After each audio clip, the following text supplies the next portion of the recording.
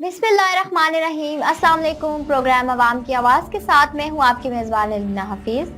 नाज़रीन, मुल्क की सियासत में एक बार फिर हलचल है। अपोजिशन इत्तेहाद एहतजाज की तैयारी भी कर रहा है, मगर सवाल ये है कि क्या ये एहतजाज वाकई हुकूमत के लिए चैलेंजिंग बन पाएगा या महज एक सियासी शो साबित होगा।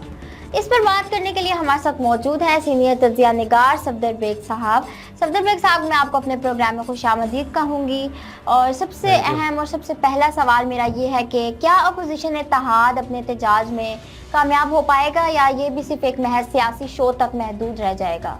बहुत शुक्रिया लीना। देखें, एहतजाज कामयाब तब होता है जब अवामी शमूलियत और तंजीमी ढांचा दोनों मजबूत हों। अपोजिशन के पास अवामी नाराज़गी का सरमाया ज़रूर है, लेकिन तंजीमी कमज़ोरी और दाखिली इख्तिलाफात बड़े चैलेंजेस हैं।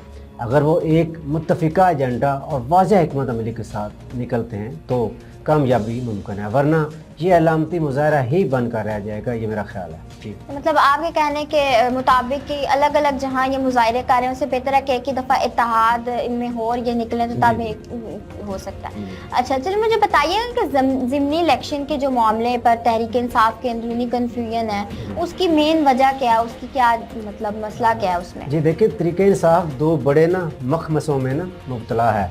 पहला, उम्मीदवारों के इंतखाबात पर क़यादत और मुकामी विंग्स में इख्तिलाफात है। दूसरा, ये फैसला नहीं हो पा रहा कि एहतजाज पर जोर देना है या इंतखाबी अमल पर यही गलती दोबारा दोहरानी है। इनकी पॉलिसी को गैर वाज़ेह कर रहा है। ये इनका जो पहला गलती जो होती है ना, यहाँ से ये इनकी वो गलती मैं समझता हूँ इनके सामने आती है। मतलब कि इनको अभी तक खुद भी समझ नहीं आ रही कि ये कहाँ पे गलती कर रहे हैं। सही। नया अपोजिशन लीडर कौन हो सकता है? क्या उमर अयूब भी इस दौर में शामिल हैं? जी देखें, बात यह है कि उमर अयूब का नाम ज़रूर ज़ेर गौर में है, लेकिन ख़ास तौर पर अगर वो असम्बली में वापस आते हैं, अभी तक तो वो असम्बली में वापस नहीं आए तो इसलिए मैं कुछ कह सकता, लेकिन कुछ हल्के ऐसे रहनुमा के हक़ में हैं जो तमाम इत्तेहादी जमातों के लिए नाकाबिल कबूल हों। हतमी फ़ैसला आने वाले हफ़्तों में सामने आ जाएगा। चंद हफ्ते हैं, मे भी इनके सामने बहुत जल्द जो है ना, ये उम्मीद है करते हैं कि वो इंशाल्लाह आपके सामने फ़ैसला आ जाएगा।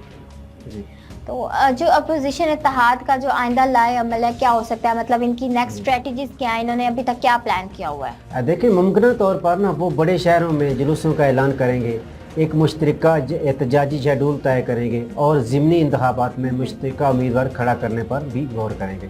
असल चैलेंज ये है कि अपने अपने सियासी मफादात को बैलेंस कैसे करें। तो बैलेंस ये तब तक नहीं कर पाएंगे जब तक इनके अपने मफादात एक दूसरे के साथ सामने खुल कर नहीं आते या एक दूसरे के साथ ये सही नहीं चल सकते, तब तक मेरे ख्याल में ये मसला रहेगा। मतलब एक दूसरे के साथ जब तक ये सही प्रॉपर्ली कोऑर्डिनेट नहीं करते तब तक नहीं पता चल सकता। तो अवामी सतह पर अपोजिशन का पैगाम किस हद तक मौसर है? क्या ये एहतजाज आम शहरी के मसाइल से जुड़ा महसूस होता है या महज सियासी एजेंडा है? क्योंकि जो लोग अपने राइट के लिए निकलते हैं तो कहा जाता है कि ये सियासी एजेंडा है, और मतलब क्या मतलब अपने राइट के लिए बाहर निकलने पे आप इस बात को वो करते हैं कि ये सियासी एजेंडा हो सकता है? देखिए लीना, ये आपने बहुत ही अच्छी बात की, बहुत अच्छा एक अहम नुक्ता आपने उठाया। अलीना, अगर एहतजाज के बयाने में महंगाई पर बेरोज़गारी और बिजली के बिल जैसे अवामी मसाइल शामिल हों तो असर बढ़ता है, वरना यह तासर पैदा होता है कि अपोजिशन सिर्फ इक़्तिदार की सियासत कर रही है, अवाम के मफाद की नहीं। क्योंकि जब तक अवाम ये अपने अपने ना वो बटे हुए हैं कि हमारे साथ क्या हुआ, हमारे साथ क्या हुआ, अवामी जो राय है ना या अवाम की जो मुश्किलात है ना, वो कोई भी नहीं देखता। इस वजह से भी हो सकता है कि इनका ये मसला बने। जी, मतलब अवाम को कोई भी नहीं देख रहा, सब अपने अपने मफादात के लिए निकल रहे हैं। तो अगर ये एहतजाज कामयाब ना हुआ तो अपोजिशन इत्तेहाद के अंदरूनी ताल्लुकात पर इसके क्या असरात होंगे? हाँ बिल्कुल, देखिए नाकामी की सूरत में ना दो इम्कानात हैं मेरे ख्याल में। या तो इत्तेहाद मज़ीद कमज़ोर हो जाएगा और जमातें अलग अलग रास्ता अख्तियार कर लेंगी, या क़यादत सबक सीख कर नई हिकमत अमली तश्कील देगी। लेकिन हमारी सियासी तारीख ये बताती है कि नाकामी अमूमन इख्तिलाफात को बढ़ा देती है, क्योंकि ये थोड़ा पिछले चले जाए ना तो पिछले दिनों में जो इन्होंने किया तो वो भी सामने आएगा। मैं समझता हूँ कि ये जो पिछली इन्होंने गलतियाँ की ना तहरीक इंसाफ वालों, तो ये इससे दफ़ा इंशाल्लाह ज़रूर ये जो है इनसे सबक सीखेंगे। बहुत शुक्रिया सफदर बेग साहब। नाजरीन, आने वाले दिन सियासत के लिए नहायत अहम है।